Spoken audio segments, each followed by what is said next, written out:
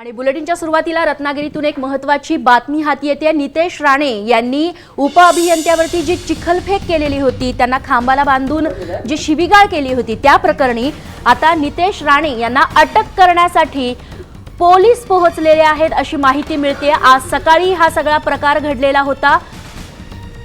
मुंबई गोवा महामार्गावरती जे खड्डे पडले त्याच्यामुळे प्रवाशांच्या अंगावरती जो चिखल उडतो त्याबद्दल जाब विचारला उपअभियंत्याला। शेडेकर नावाचे उपअभियंते होते, त्यांना गड नदीवरच्या पुलावरती बांधून ठेवण्यात आलं आणि त्यानंतर त्यांच्या डोक्यावरती अक्षरशः चिखल ओतण्यात आला, त्यांना शिवीगाळ देखील करण्यात आली।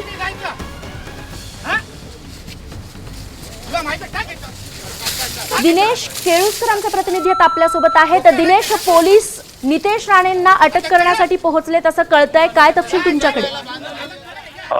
ही घटना कळली त्यानंतर अभियंता शेडेकर यांनी नितेश राणे आणि त्यांच्या कार्यकर्त्यांच्या विरोधात कुडाळ पोलीस स्टेशनला तक्रार दिलेली होती आणि त्या अनुषंगाने नितेश राणे आणि त्यांच्या कार्यकर्त्यांवर गुन्हा दाखल होण्याची प्रक्रिया आता कुडाळ पोलीस स्टेशनला सुरू आहे। पण तत्पूर्वी कणकवली पोलीस स्टेशनचे पोलीस नितेश राणे यांच्या ओमगणेश या निवासस्थानी त्यांना करण्यासाठी कुडाळ पोलीस स्टेशन मध्ये 353 आणि अन्य कर्मचारी त्यांच्यावर गुन्हा दाखल होण्याची शक्यता आहे।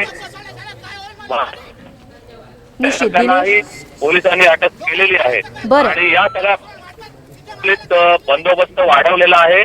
दंगा काबू पथकही तैनात करण्यात आलेला आहे। थोड्या वेळात किंवा कोणत्याही क्षणी त्यांना अटक होण्याची शक्यता आहे।